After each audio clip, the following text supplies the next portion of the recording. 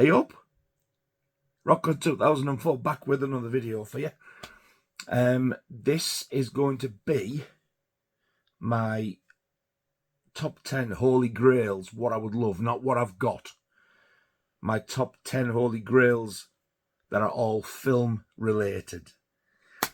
There is loads more I want, but I've had to really think at what I would like the most, and also what's more.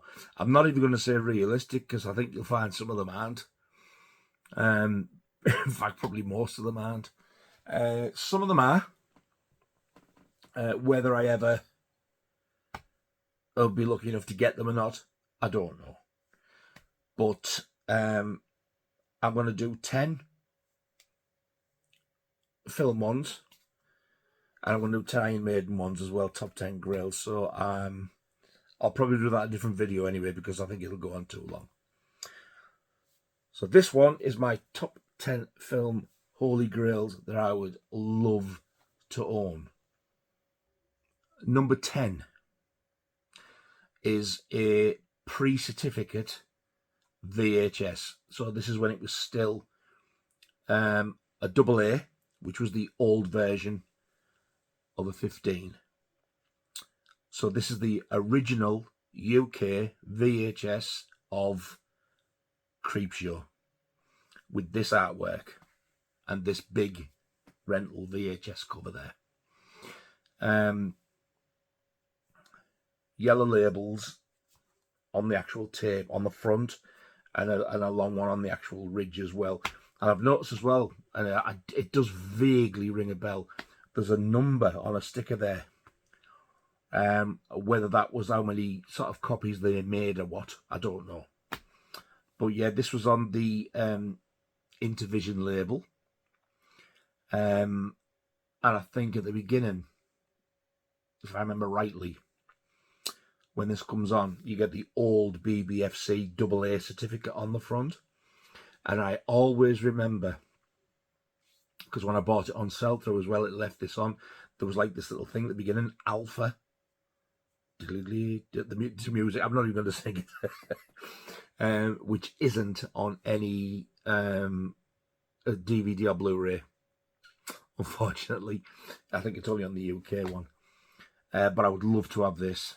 There is not many VHS tapes I would like, but they are merely for collecting only, because I love the film so much, and it would have to be this original one. So that is the I think it probably came out in 1982 or 3, and that is the original UK rental version on Intervision of George A. Romero's Creepshow. Number 9 is a film soundtrack on vinyl. I do have this on Waxwork Records coloured vinyl. I think I've got 2 different variants of it, if I remember rightly. This is an original pressing that I want. Wanted this for years. So this is the original Varese Sarabande pressing of Night of the Living Dead. I just love this artwork. The green on the cover is gorgeous. And I have seen it with the usual Varese Sarabande labels, which are red. This is the original one with the green labels, as you can see there. I love the soundtrack. I love the film. I remember when Waxwork Records first announced it, I was over the moon, because I'd never heard the music all the way through. I think it might be expanded, that one as well.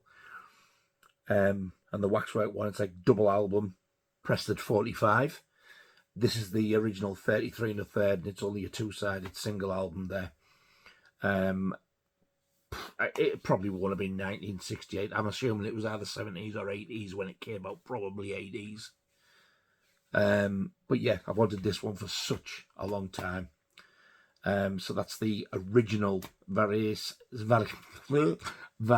Sarabande pressing of Night of the Living Dead. Number 8 is another pre-certificate rental VHS tape. This one's on Warner Brothers. And this is when Warner Brothers didn't used to sell their tapes. They were rental only. You couldn't go into the shops and buy them, no matter how much money you had. They were for rental only from video stores. And this is the one that either would do. One's got a certificate X on. One doesn't have a certificate. And you can tell this is an early one as well. But this is the original rental VHS tape of The Exorcist. If you look as well there, the labels on this one are all just plain white. I don't know whether the one that said certificate X was plain white like that. Something's telling me it was. And I think that shows that it's a really early one. Early Warner Brothers tape. Because the ones after that had like the round sort of Warner Brothers label in blue all across the labels. For their tapes in general, I mean, not The Exorcist. So that's what I mean. This is an early release for them. It's just, I remember seeing these in the video shop. Just absolute pure nostalgia. I would absolutely adore these things. They just look so nice, and it's just like it takes me back to my teen years, early teen years and stuff. I didn't get to see The Exorcist on this tape. The first time I saw it, it was like it was awful. It was like a copy of a copy of a copy of a copy of a copy. It was like it was that grimy. You can understand why some people thought that some of the particular video nasty horror films, predominantly Cannibal Holocaust, people thought there were like real murders and snuff films and stuff like that, because that horrible grainy grittiness about them, after being copied after copied after and then copied from that copy and so on, it just made them look like so sleazy. And that was how I saw The Exorcist for the very first time. It creeped me out. It didn't scare me as much as what I thought. For me, the shocking part was what was coming out of Linda Blair's mouth when you consider she was only 12 when she made the film. Some of the stuff she was coming out with, she probably didn't even know what it meant then. So it was shocking in that respect for me. But it was creepy as well, I must admit. But it wasn't like, oh my God, I can't go to bed now, like a lot of people did at the time. But just a brilliant film though. And this edition is just like, it's just so gorgeous because it's just so old. Yeah, and I've always wanted it. So yeah, that's the original X-rental videotape on Warner Brothers of The Exorcist. Number 7, again, it's another rental tape, and again, it's on Warner Brothers. Again, it's the big padded rental box, and it was for rental only. When Warner Brothers first started doing videos, that's all the way it was, those big rental boxes. When they came on sale, they were the horrible, tacky little plastic ones, which I hated. But these lovely padded big box things that used to put on the rental shelves. And when you opened it, the Warner Brothers logos on the inside as well. And I've always wanted this one. I think I wanted this one even more than The Exorcist. And this is Stanley Kubrick's The Shining. As soon as I saw that artwork, I was like, wow, look at that. I do remember the TV spot for the cinema coming on the telly, on like the advert coming on. And the bit it showed you was where Jack Nicholson just leaves the hotel in the snow and he's carrying the axe and he's walking with a limp. And that terrified me. It came on once. I was sat watching, I can't remember what I was watching. I mean, I was only like 12-year-old. I thought it was 11, but it came out in 80, so I'll have been 12.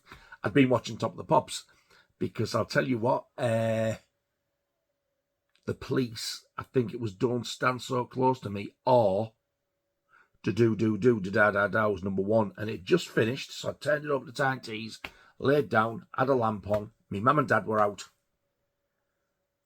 to the pub, and that Shining trailer come on. Well, I darted up, light on, sat there, didn't dare move the rest of the night. I wanted to pee. I wouldn't dare go let my mum and dad come in. It was that scary to me. And then when I watched this film, it was nowhere near as scary as I thought, but my God, it blew my mind. Now, this tape, I could be wrong here, but the ones I've seen, if you look on the spine, like on the front of the box like that, if you look on the back where the credits and that are, down the side is where it says, like, yeah, running time and stuff like that, and certificate X, and this was a certificate X. The running time is the UK shorter theatrical version, but the original VHS rental tape is the one that they now call the extended version, which is just the US cut with all the extra bits in. And I remember I first saw that at my sister's. She'd hide it out and I watched it up there. And then when I bought the tape, when it came out through sell-through, I remember thinking, like, where's that bit with the baldy fella out of Stir Crazy, who he rents the snowplow off? It was missing. And then loads of other stuff was missing. I didn't know at the time there was two cuts. That's exactly what it was. But it's weird that on the cover it's got the shorter cut time, but on the tape it was the full-length version. Later on, I think it was the shorter version, but the original rental tape was the full version. That's the one I would absolutely love. And for saying these are all old tapes, like, people just want too much money for them, which is why I can't get them. Like I said, I don't have a place, so I want them to collect. So I'm not going to spend a lot of money on stuff that I can't sort of do anything with apart from look on the cover. But it's another one I've always wanted. So that's another Warner Brothers X rental tape of Stanley Kubrick's The Shining. Number 6. Warner Brothers tapes are doing really well here, and this is another Warner Brothers rental only X rental tape. I can't tell you how long I've wanted this for, ever since it was still getting rented out. I've wanted this so bad. Especially as well because this is like my second favourite film of all time. So this is the original Warner Brothers rental only big box edition of Friday the 13th. I remember when I used to look at this cover, and Alice's water in the Alice's had water in the hand. What a bell end! Alice's hand in the water there. I used to think she had a big, long, elongated hand, because it was like, didn't realise it was the reflection. That's how stupid I was. But that image there, I used to look at it, and this is when I was still scared of horror films. I used to look at it and think, oh, God, look at the cuts in her shirt. She's laid there with her hand in the water, looking at the cuts and the bits of blood. And that was enough to scare me. Like, that is it. Never going to watch that. I remember seeing the UK quad poster in an advert once it'll be either Sounds or Melody Maker. And just that, like, they were viciously killed one by one. I was like, no thanks. So yeah, I was like, I will never ever watch that. Looks terrifying. Ended up being my second favourite film of all time. So yeah, I mean, it's like, it's not the greatest artwork, but it's the original tape. It's the first time that it was ever released uncut. The rental VHS in the States was cut. They never had this. They only got this when it came out on DVD. The unrated, uncut version. That was the first time it came out in America. I used to have all the LaserDiscs. And the LaserDisc was still the R-rated cut. So we had that before they did in America, which I always found like mind-blowing, because it was always us who got stuff cut, and it was always like stuff in the States where they seem to get away with more. Obviously not the case. But this tape, yeah, gimme, gimme, gimme. I love it. So that's the original X rental big box Warner Brothers version of Friday the 13th. Halfway there, we're into the top 5. So my 5th most wanted Holy Grail film related is another Warner Brothers rental tape. It's the last one. I've wanted this as long as I've wanted Friday the 13th, or not long after. Again, this is another one of my favourite films. Possibly, although did I put it? I can't remember. I did do a top 20, and I can't remember. It's either in my top 10 or definitely top 20.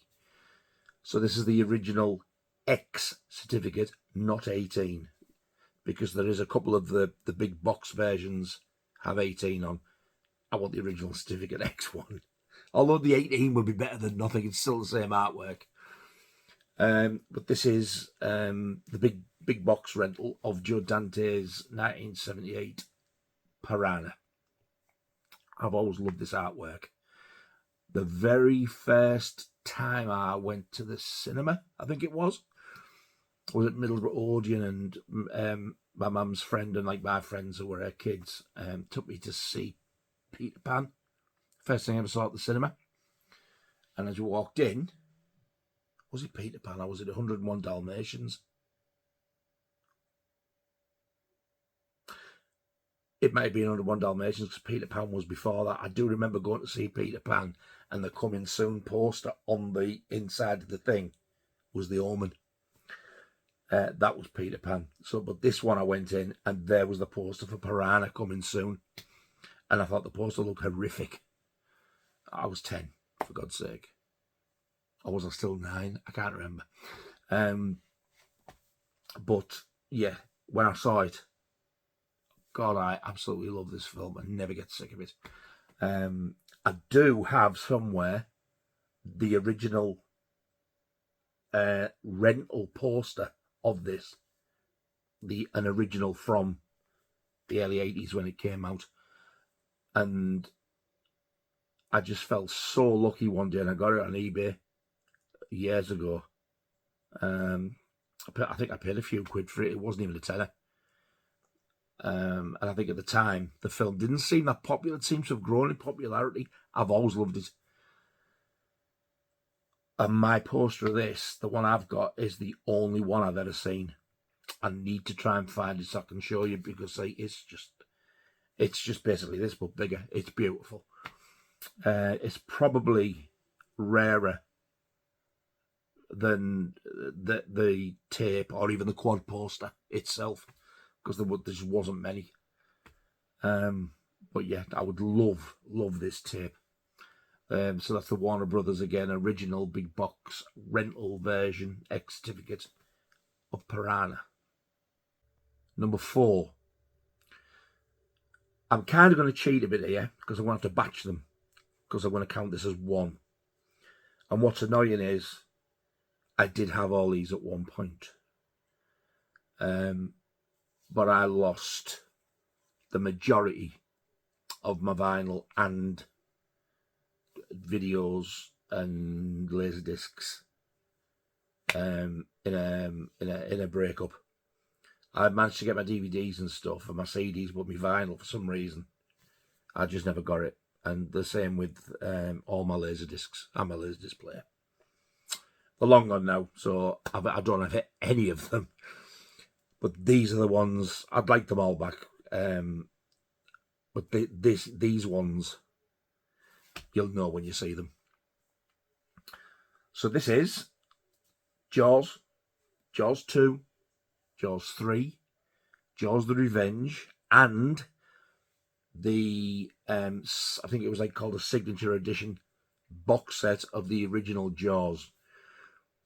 This was CAV, which is basically where you can pause, fast forward, rewind, play forward, play backwards in normal speed.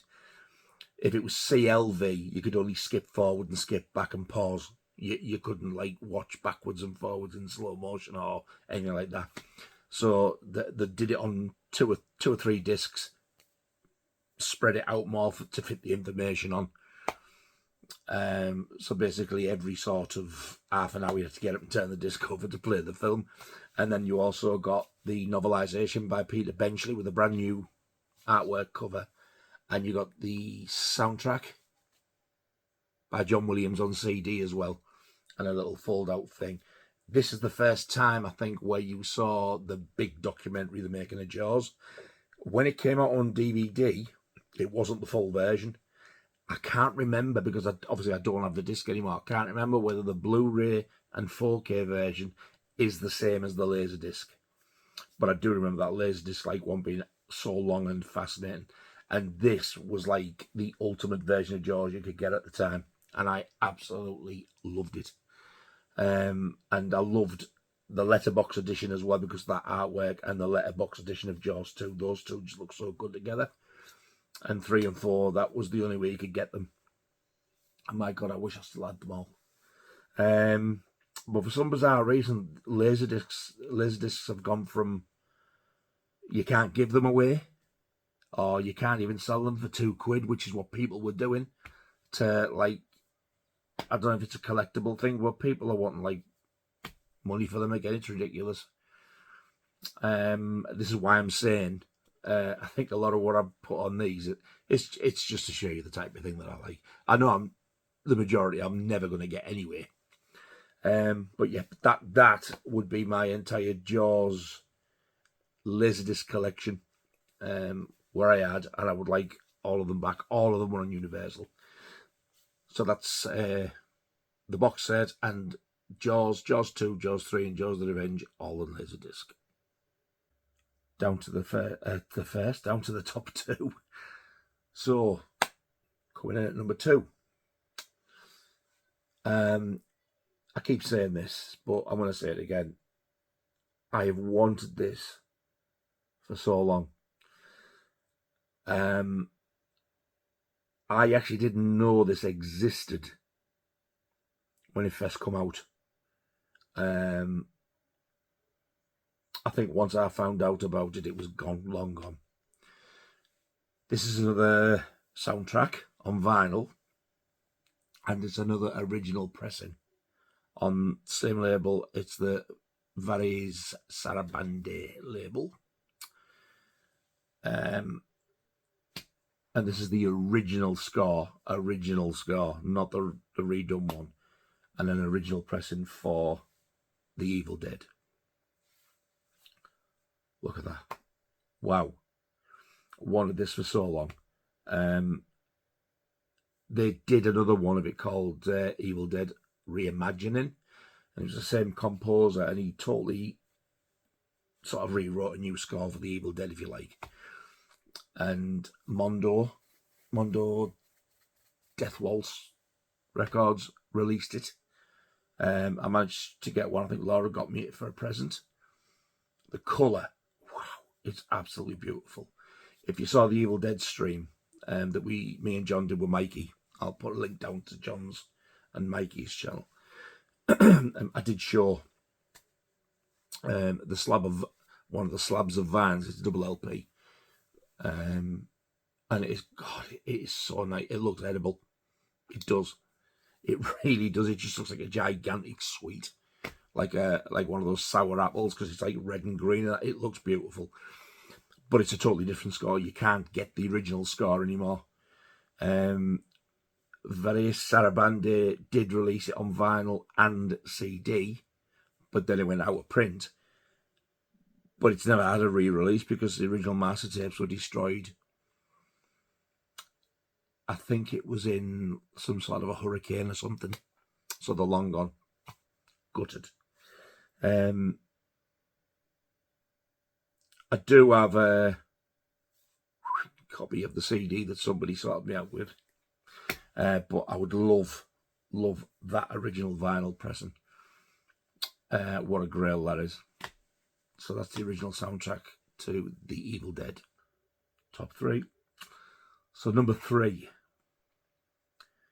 I didn't know this was a thing, obviously, because I don't live in America, until I was watching Richard Diaz on His channel is called, well, it's either Richard Days, but it says Vague Ramblings.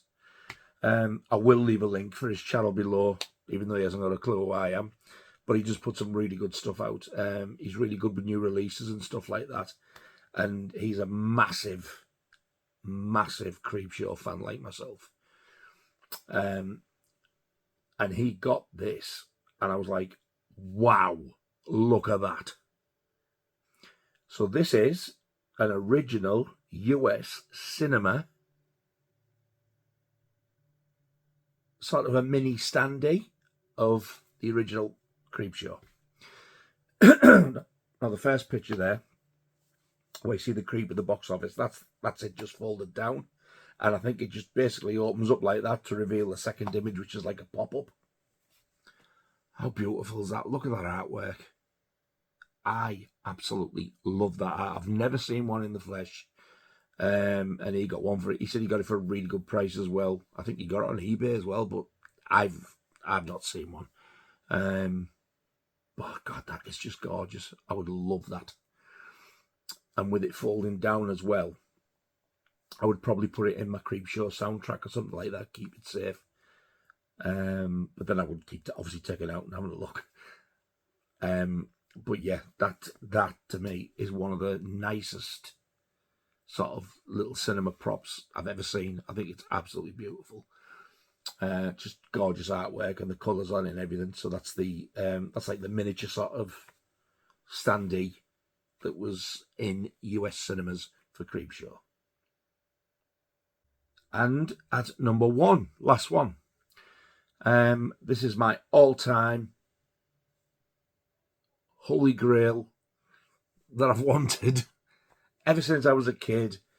This is absolutely zero surprise at all, because you've seen me say this in another video, but I didn't say it was a grail. It was like what the other video was about. So my all-time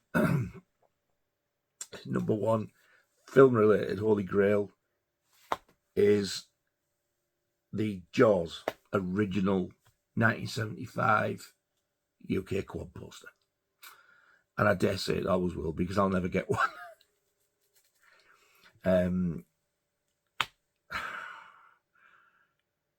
I remember when I saw Jaws and Jaws 2 at the ABC in Middlesbrough, and then when it shut down, years and years later when it became The Crown, I remember somebody was telling me that apparently at some point there'd been a hell of a lot of posters just left upstairs. And I was thinking, I wonder if there's a Jaws one. Never found out. I do have a 2012 reissue when it came on the cinema, and I do have the one where it was out last when it came out in 3D and IMAX. I've got one of those quads as well. I do want the 2019 release where it looks like the blue water at the bottom of it's like dripping down like paint. It's like more arty. That is beautiful. I've never seen one in the flesh. I've only seen pictures of it, but I love one of them. But this bad boy is the thing I've wanted all my life. I've seen one on the cinema itself, outside the cinema, when I was a kid. But I can't remember. I was 7 when it came out. But I do remember looking at it and thinking, that looks like really, really scary. And I wanted to see it so bad. And by God, it didn't disappoint when I seen it. But for me, that is the greatest artwork of any film ever. I know it's my favourite film on that, but that artwork, it's just absolutely stunning. And that original poster, there's just something about it. Jaws, Certificate A, original quad poster. So there you go. I do hope you enjoyed that. I didn't bore you too much. I just thought it was something a little different. And it is things I've wanted for like a really long time, with the exception of the Creepshow cinema little standee thing. Because like up until I think it was last year or the year before, I had no idea it existed. But as soon as I seen it, I was like, I want one of them. But everything else you've seen, yeah, I've wanted for a long time. And some of the stuff, especially the LaserDiscs. Yeah. I tell you what I'll do, I'll give you an honourable mention because I was going to put this one in. I would like these back as well. This is every single Friday the 13th film on LaserDisc. I'd love them back as well. I had them all in mint condition. So there was parts 1, 2, 3, 4, the final chapter, 5, a new beginning, 6, Jason Lives, 7, the new blood, 8, Jason Takes Manhattan, 9, Jason Goes to Hell. That was the last one on LaserDisc. Thankfully, Jason X didn't come out on LaserDisc. Damn, love that one. But yeah, that's all the Friday the 13th on LaserDisc, and I had every one of them. I think that was the first time as well that I got to see the unrated Jason Goes to Hell, which I love. I don't know why that film gets so much hate. It's Jason X that's the pile of shite. So that's a very big honourable mention as well. So thank you very much indeed for watching, all 2 of you. Really do appreciate it. I hope you enjoyed that. I hope I haven't bored you too much, but I've been wanting to do something like that for a while. And I've already got my Iron Maiden 10 Holy Grails ready. I know what I'm going to put. And pretty much like the cinema things, I know full well I'll never own any of them. Because not only are they like rocking horse poo, but when you can get them, they're just ridiculously expensive, and I'll never have the money for them. But it's nice to dream for win the lottery or anything. I suppose I can go and buy them. But yeah, thank you for watching. Do appreciate it. And if you have subscribed, thank you so much. I love you dearly. It really does help a lot, and I do appreciate it. So I will see you very soon on the next video. Until then, y'all take care of yourselves and of each other. Stay safe. Ta-ta.